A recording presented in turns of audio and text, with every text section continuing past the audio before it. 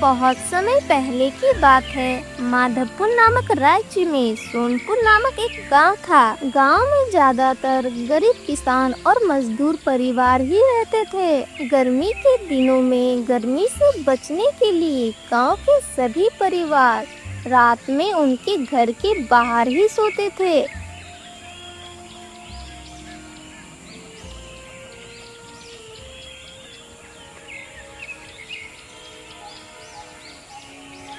अरे अरे मेरा बच्चा कहाँ गया? रामू, रामू कहाँ गया तू? ए जी उठो, उठो, हमारा बच्चा किसी ने चुरा लिया। हमारा बच्चा गायब हो गया। क्या हुआ कमला? क्यों इतनी सुबह शोर मचा रही हो? ए जी देखो, हमारा बच्चा नहीं है, किसी ने हमारा बच्चा चुरा लिया। क्या? कहाँ गया हमारा बच्चा? किसने चुराया? हे भगवान, हे ऊपर वाले, हमारा बच्चा किसने ले गया? कहाँ गया हमारा बच्चा? कमला और दया बच्चे के शोक में शोर मचा ही रहे थे तो उधर से गोपाल और माधुरी भागते हुए आई। अरे कमला बहन, हमारा भी बच्चा गायब हो गया। पता नहीं कौन चुरा कर ले गया हमारे बच्चे। हे भगवान, कहाँ गए हमारे बच्चे? हम हमारे बच्चे के सिवाय नहीं जी पाएंगे। कहाँ गए हमारे बच्चे? ये क्या हो गया? हमारे बच्चे कैसे गायब हो रहे हैं? हमने किसी का क्या बिगाड़ा था? हमारे बच्चे कहाँ गए? इनका शोर सुनकर गांव के लोग वहां पर जमा होने लगे। अरे भाइयों और बहनों, परसों रात को भी हमारे गांव के 2 बच्चे गायब हो गए थे। गंगाराम का और तिलक का बच्चा परसों रात को चोरी हो गया है और कल रात को तुम्हारे बच्चे चोरी हो गए। लगता है हमारे गांव में कोई बच्चे चोरा गए हैं। हाँ भाई, पक्का हमारे गांव में बच्चे चोरा गए हैं। पर अब हमें हमारे बच्चे वापस कैसे मिलेंगे? हमारे बच्चे तो चोरी हो गए ना। अब इन बच्चे चोरों से बाकी बच्चे को कैसे बचाया जाए? अब क्या होगा? मुझे तो कुछ समझ नहीं आ रहा है। मुझे लगता है हमें हमारे राजा के पास जाना चाहिए। वही हमारी इस संकट के समय मदद कर सकते हैं और हमारे बच्चों को इस संकट से बचा सकते हैं। हाँ, चलो हमारे राजा के पास। फिर सभी गांव वाले राजमहल की ओर निकल जाते हैं।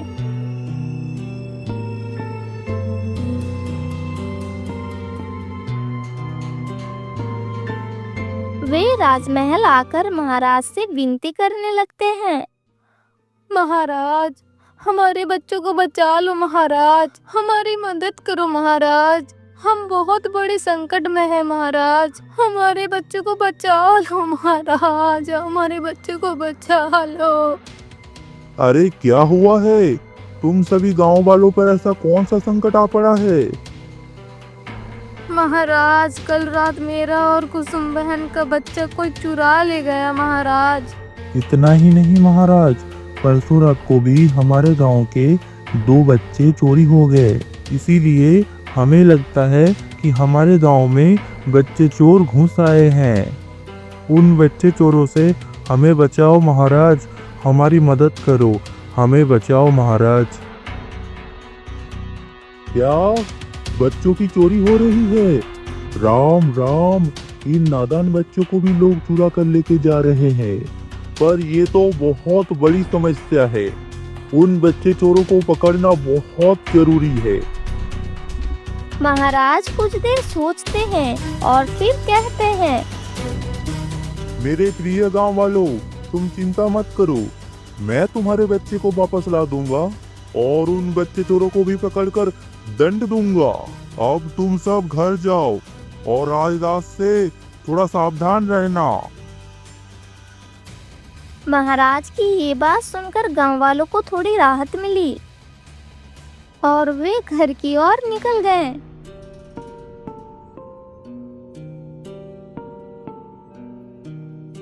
पर इधर महाराज बड़े सोच विचार में पड़ गए थे।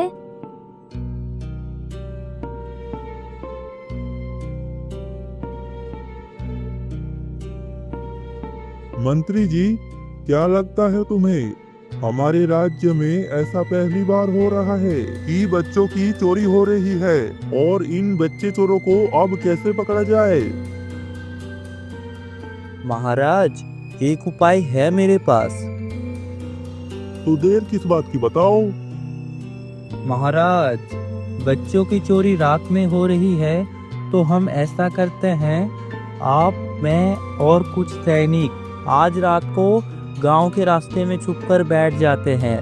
जो भी बच्चे चुराने रात में आएगा वो तो हमें दिखेगा ही, और तभी हम उसे पकड़ लेंगे। हाँ, योजना तो अच्छी है मंत्री जी।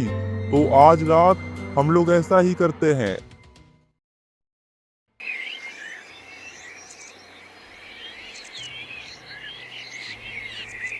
फिर रात होते ही महाराज, मंत्री जी और कुछ सैनिक गांव के मुख्य रास्ते के पास जाते हैं और छुपकर बैठ जाते हैं। तभी एक शेर गांव की ओर आ रहा था।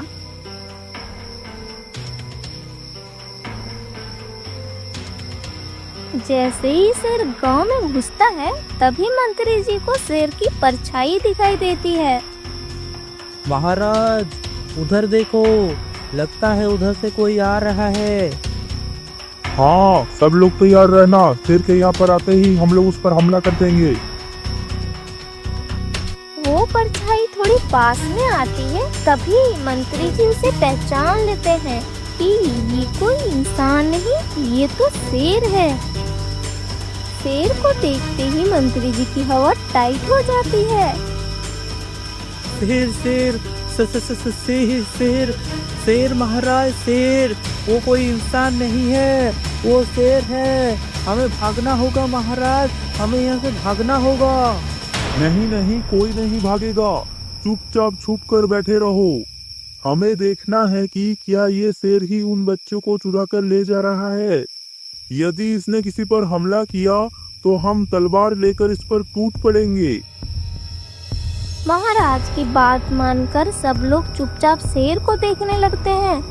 शेर जाता है और बच्चों को देखने लगता है, पर उस दिन बच्चे चोरी के डर से बहुत लोग बाहर नहीं सोए थे, और जो लोग बाहर सोए थे उन्होंने अपने बच्चे को अंदर ही रखा था। शेर धीरे धीरे सभी परिवारों के पास जाता है, पर उसे कहीं भी बच्चे नहीं दिखते।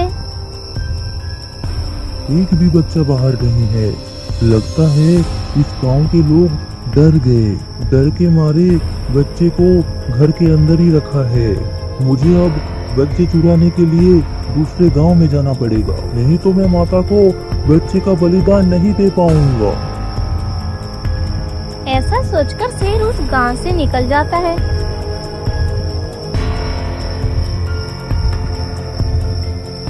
देखा महाराज, मुझे तो लगता है ये शेर सिर्फ बच्चों को ही खाता है। उसने लोगों को कुछ नहीं किया, और बच्चे नहीं मिले तो वापस चला गया। हमें कुछ भी करके इस शेर के चंगुल से गांव वालों को बचाना ही होगा, और बाकी के बच्चे इसने सच में खाए हैं या कहीं ले जाकर रखे हैं, इसका भी पता करना होगा। महाराज, यदि चोर होता तो उसे हम बंदी बना लेते और पूछ लेते, पर हम इस शेर से कैसे पूछेंगे? ये शेर जरूर ही इस गांव के आसपास किसी गुफा में रहता होगा, तो फिर ये बच्चे को लेकर भी उसी गुफा में गया होगा। सबसे पहले हम इस शेर का काम तमाम करेंगे और फिर गांव के आसपास की सारी गुफाएं देखेंगे। मुझे लगता है ये शेर आज रात बच्चा चुराने के लिए फिर आएगा। हम इसके आने वाले रास्ते पर एक बड़ा गड्ढा बना देते हैं और उस गड्ढे को पत्तियों से ढक देते हैं। रात के अंधेरे में शेर को कुछ दिखेगा नहीं, और जैसे ही वो उस गड्ढे के पास आएगा तो गड्ढे में गिर जाएगा, और फिर हम उस गड्ढे को मिट्टी से भर देंगे तो शेर का काम तमाम हो जाएगा। हाँ महाराज, अच्छी योजना है, हम ऐसा ही करेंगे। फिर महाराज और सभी लोग राजमहल चले जाते हैं।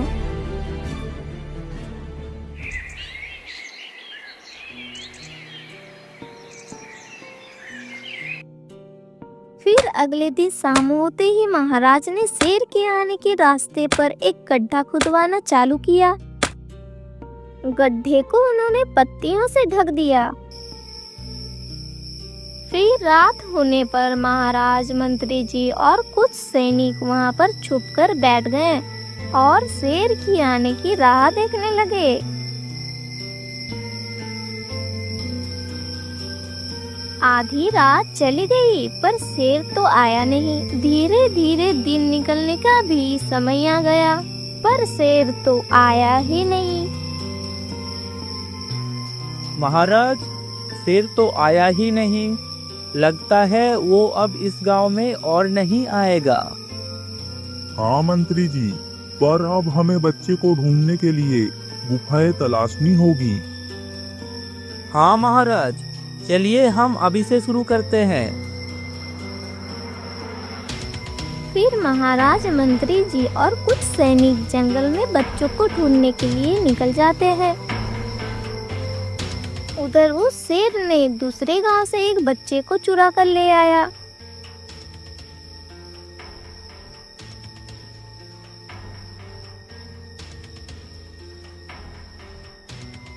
वो शेर गुफा के अंदर पहुंचते ही रंग बिरंगे किरणों के साथ एक जादूगर में बदल गया। माता को बलि देने के लिए मैं 5 बच्चे को तो लेकर आया हूँ। अब मुझे 101 प्राणियों को लाना है। मैं ऐसा करता हूँ, मैं जंगल में जाता हूँ। वहाँ पर चरवाहे गाय और बकरियां तो चराने लाते ही होंगे। मैं वहीं से गाय और बकरियां चुरा लूंगा।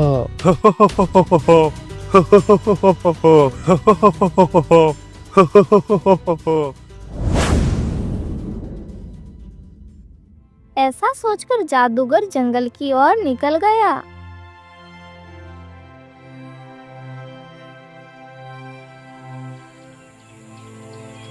कुछ ही दूर चलने पर उसने देखा कि 2 चरवाहे अपने गाय और बकरियां चराने के लिए जंगल में आया है। अरे रामू भाई, आज कितनी धूप है। हाँ, आज सुबह से ही इतनी धूप निकल रही है। चलो हम लोग पेड़ की छाया में बैठते हैं। हमारी गाय बकरियां तो यहाँ पर चर रही है। ऐसा सोचकर वो दोनों पेड़ के पास जाते हैं और वहां पर बैठ जाते हैं। इधर जादूगर धीरे धीरे गाय और बकरियों के पास आ रहा था। पेड़ की छांव में ठंडी हवा के कारण हरिया और रामू को नींद लग गई। अरे वाह, ये चरवाहे तो सो गए। अब मैं जल्दी से यहाँ से 2 गाय और 2 बकरियों को लेकर चला जाता हूँ। फिर जादूगर 2 गाय और 2 बकरियों को लेकर वहां से चला जाता है और उन्हें गुफा में लाकर पिंजरे में बंद कर देता है। कुछ देर बाद रामू की नींद खुली। अरे हरिया भाई, उठो, कितने सोओगे? शाम हो रही है। हाँ भाई, उठ रहा हूँ। चलो अब गाय बकरियों को लेकर घर जाते हैं। हाँ चलो।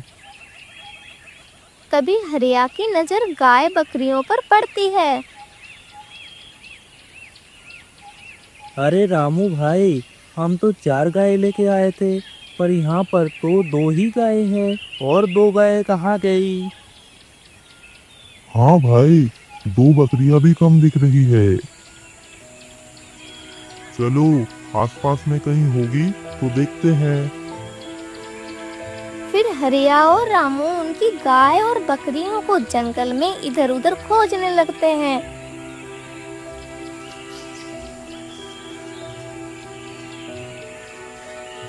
पर उन्हें कुछ नहीं मिलता। हे भगवान, हे ऊपर वाले, गई हमारी गाय और बकरियां। आज ना हम लोग सोए होते और ना हम लोगों की गाय और बकरियां चोरी हुआ होता। कैसे हम लोग जरा भी नहीं सोएंगे और पूरा दिन चौकन्ना रहेंगे। ठीक है भाई, चलो अब घर। जो हुआ सो हुआ। फिर दोनों उनकी गाय बकरियां लेकर घर की ओर निकल जाते हैं।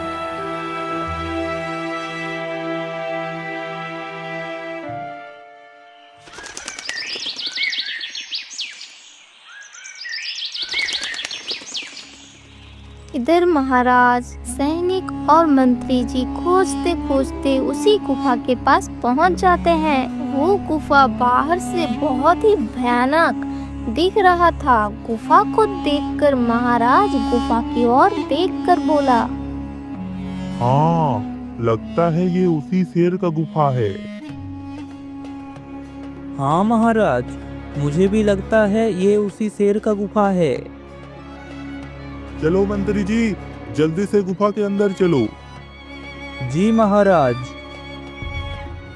इतना बोलकर वो लोग गुफा के अंदर चले जाते हैं।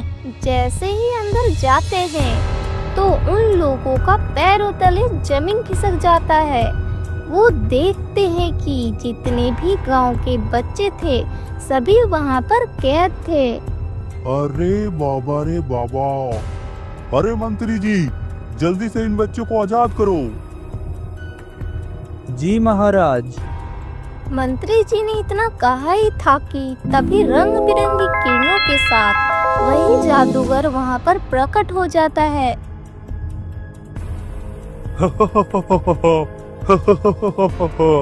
तुम्हें क्या लगा था तुम इतनी आसानी से इनको आजाद कर लोगे? ओह, तो ये सब कुछ तुम्हारा किया धरा है। हाँ, वो अमावस की रात में मैं इन सब का बलि चढ़ाकर मैं पूरी दुनिया का राजा बन जाऊंगा। अरे दुष्ट, मेरे रहते हुए मैं तुम्हें ये कार्य कभी पूरा नहीं करने दूंगा। राजा ने इतना बोला ही था कि तभी जादूगर के हाथ से एक रंग बिरंगी रोशनी निकली और वो सब कैद हो गए। चलो, अच्छा हुआ बेवकूफ राजा जो तुम खुद ही मेरे पास चले आए। अब मैं इन लोगों के साथ साथ तुम्हारा भी बलि चढ़ा दूंगा। इतना बोलकर वो जादूगर वहाँ से गायब हो गया।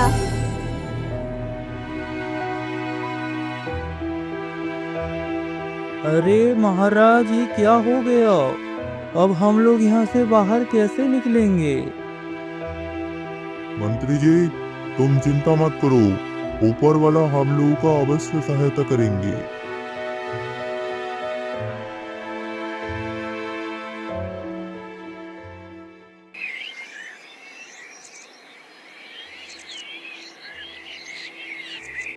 उधर रात हो गई। अब तक महाराज और सैनिक वापस नहीं आए।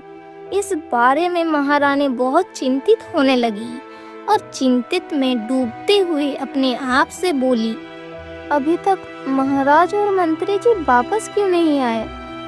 कहीं जंगल में कुछ उनके साथ अनहोनी तो नहीं हो गई? तभी राजकुमार अपनी माँ से बोला, माँ, तुम शांत हो जाओ और थोड़ा शांति से सोचो। मैंने कुछ सैनिक जंगल में भेजे हैं, वो अभी आते ही होंगे। तुम थोड़ा धीरज रखो माँ, हमें इस समस्या का समाधान मिल ही जाएगा। राजकुमार इतना बोल ही रहा होता है कि तभी वो सैनिक वहाँ पर आ जाता है।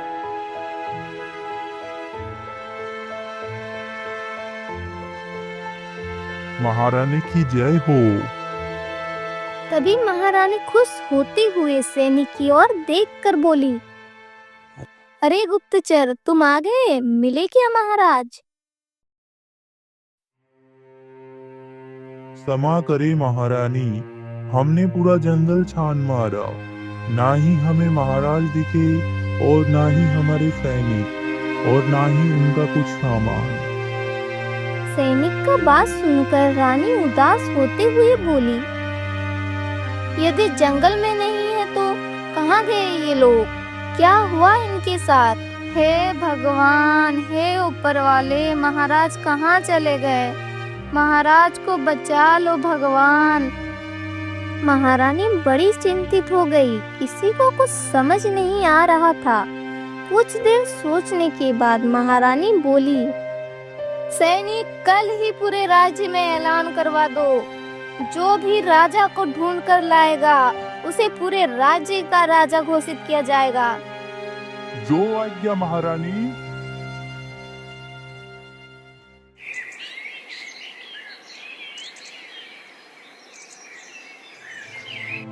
सुबह होते ही सैनिक ढिंडोरा पीटने गांव में निकल गए। सुनो सुनो सुनो, सभी गांव वाले सुनो, सुनो सुनो सुनो, सभी गांव वाले सुनो। कल हमारे महाराज और कुछ सैनिक पहाड़ वाले जंगल में गए थे, पर वो अभी तक वापस नहीं आए। जो भी व्यक्ति महाराज और सैनिक का पता लगाकर महारानी को बताएगा, उसे महारानी मुंह मांगा इनाम देगा। सुनो सुनो सुनो, सभी गांव वाले सुनो, सुनो सुनो सुनो। ढिंडोरा सुनकर गांव के बहुत सारे लोग जंगल की ओर निकल जाते हैं। उसी भीड़ में एक बूढ़ी माँ और उसका पोता भी था। दादी माँ, मैं भी जाता हूँ जंगल। यदि मैं राजा को खोज पाया तो मैं आधे राज्य का राजा बन जाऊंगा। रुको पुत्र, जब पहली बार गांव से बच्चे गायब हुए थे, तभी मुझे शंका हो गई थी कि वो जादूगर वापस आ गया है। और जब चरवाहों की गाय और बकरियां गायब हो गई तो मेरी शंका दृढ़ हो गई। और अब जब महाराज जंगल से गायब हो गए हैं, तो मैं दावे के साथ कह सकती हूँ कि ये सब वो जादूगर ही कर रहा है। कौन सा जादूगर दादी माँ? आप किसकी बात कर रही हो? बहुत साल पहले हमारे गांव में एक जादूगर रहता था। उसने देवी माँ की तपस्या करके कुछ शक्तियाँ प्राप्त की थी, पर फिर वो उन शक्तियों का दुरुपयोग करने लगा। उन शक्तियों से वो लोगों पर अत्याचार करने लगा। वो इस दुनिया को अपने वश में करना चाहता था। तभी एक सिद्ध साधु बाबा ने उसकी शक्तियाँ छीन ली और उसे शक्तिहीन कर दिया। तब से वो जादूगर हमारे गांव से गायब हो गया था, पर अब लगता है वो फिर से आ गया और देवी माँ को बलि चढ़ाने के लिए बच्चे, कुंवारी लड़कियां और प्राणियों को चुरा कर ले जा रहा है। क्या दादी माँ, आप भी कुछ भी कह रही हो? ठीक है, तुम अभी पहाड़ वाले जंगल की काली गुफा में जाओ, पर सावधान होके जाना, नहीं तो वो जादूगर तुम्हें भी बंदी बना लेगा। यदि मैं सच्ची हूँ तो तुम्हें वहाँ पर वो बच्चे, महाराज, सैनिक और सभी प्राणियाँ वहाँ पर मिल जाएंगे जिन्हें उस जादूगर ने बंदी बना लिया है। ठीक है दादी माँ, मैं अभी जाता हूँ उस गुफा में। संभल कर जाना, उस जादूगर के पास बहुत सारी शक्तियाँ हैं। हम जैसे सामान्य लोग उसका सामना नहीं कर सकते। फिर भोला जंगल की ओर निकल गया। वो गुफा में गया। भोला बड़ी सावधानी के साथ गुफा में आगे बढ़ रहा था।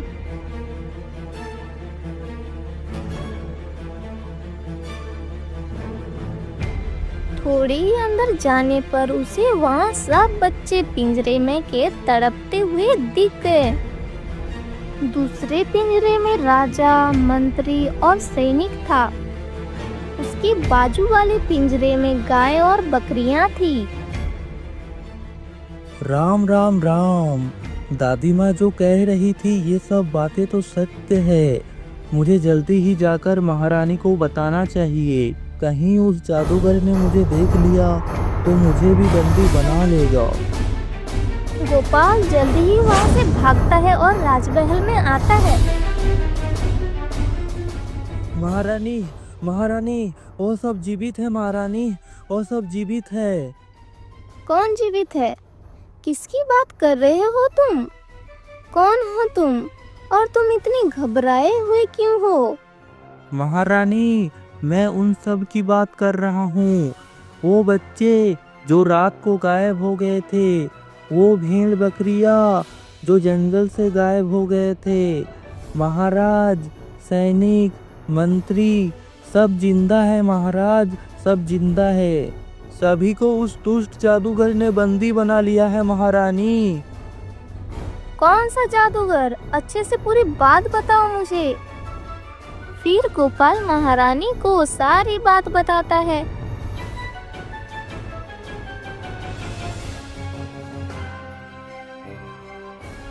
सारी बात सुनकर रानी चौंकती हुई अपने आप से बोली, हे भगवान, ये तो बहुत बड़ी समस्या है।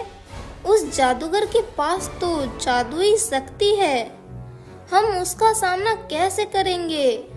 पर हमें हमारी प्रजा और राजा को उस जादूगर के चंगुल से छुड़ाना ही पड़ेगा। यदि उसने बलिदान करके और ज्यादा जादुई शक्ति प्राप्त कर ली तो वो हमारे राज्य और पूरी दुनिया को बर्बाद कर देगा। हमें इस दुष्ट जादूगर का विनाश करना ही होगा, परंतु इसका विनाश कैसे किया जाए? रानी बड़ी सोच विचार में पड़ गई थी। उन्हें समझ नहीं आ रहा था कि आगे क्या किया जाए। तभी उनका बेटा राजकुमार अशोक उनकी ओर देखकर बोला, माँ, समस्या कितनी भी गंभीर क्यों ना हो, परंतु उसका कुछ न कुछ समाधान होता ही है। पूरा इतिहास गवाही देता है कि पापियों का कभी जीत नहीं हुआ है। हमें हार नहीं मानना चाहिए। हम कैसे भी हो इस दुष्ट जादूगर का विनाश अवश्य करेंगे। माँ, मैं एक सिद्ध साधु बाबा को जानता हूँ। वो जरूर कुछ ना कुछ उपाय बताएंगे। हमें वहाँ पर चलना चाहिए। ठीक है बेटा, चलो।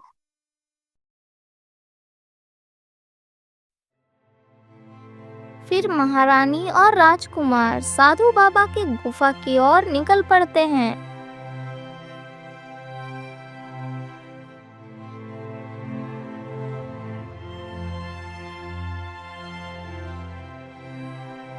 वहां दोनों गुफा में पहुंचकर देखते हैं कि साधु बाबा उनकी तपस्या में लीन थे। प्रणाम साधु बाबा। प्रणाम पुत्र, बताओ कैसे आना हुआ? साधु बाबा, मेरे राज्य पर और मेरे प्रजा पर बहुत बड़ा संकट आ गया है। साधु बाबा, हमारी मदद करो साधु बाबा।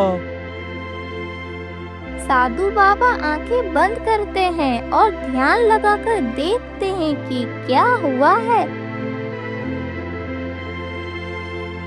ये दुष्ट जादूगर फिर से आ गया। इसे एक बार मैंने ही शक्तिहीन किया था, अब इसे यमलोक ही पहुंचाना होगा। तुम चिंता मत करो पुत्र, इस समस्या का समाधान है मेरे पास। मैं तुम्हारा धैर्य और हिम्मत से बहुत प्रसन्न हुआ हूँ। यदि आवेश में आकर तुम उस जादूगर से युद्ध करने उसके सामने चले जाते तो वो तुम्हें तुरंत ही बंदी बना लेता, पर तुमने धीरज रख और शांति से काम लिया, इसलिए आज तुम मेरे पास पहुँचे। तभी साधु बाबा उनके तपोवर से 2 फूलों की माला तैयार करते हैं। तुम दोनों इस माला को पहन लो और उस गुफा में जाओ। राजकुमार, तुम उस जादूगर के सामने जाना और उसे ललकारना। जब तुम उसे ललकारोगे तो वो तुम पर शक्ति छोड़ेगा, पर इस माला की वजह से उसकी कोई भी शक्ति का असर तुम पर नहीं होगा। जब वो तुम पर शक्ति छोड़ने लगेगा तभी महारानी जी, तुम पीछे से ये माला उसके गले में पहना देना। जैसे ही ये माला उसके गले में जाएगी वैसे ही उसकी सारी शक्तियां नष्ट हो जाएगी और वो वहीं पर भस्म हो जाएगा। ठीक है साधु बाबा, मैं अभी जाता हूँ। फिर महारानी और राजकुमार वो माला पहनकर उस जादूगर की गुफा की तरफ निकल गए। राजकुमार गुफा में आगे गए और महारानी छुप गई।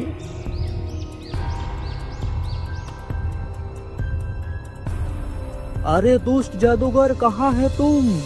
मेरे पिता को और मेरे गांव के बच्चे को तुमने बंदी बना कर रखा है। मैं अभी इन्हें छुड़ा कर लेके जा रहा हूँ। तभी जादूगर वहाँ पर आ जाता है।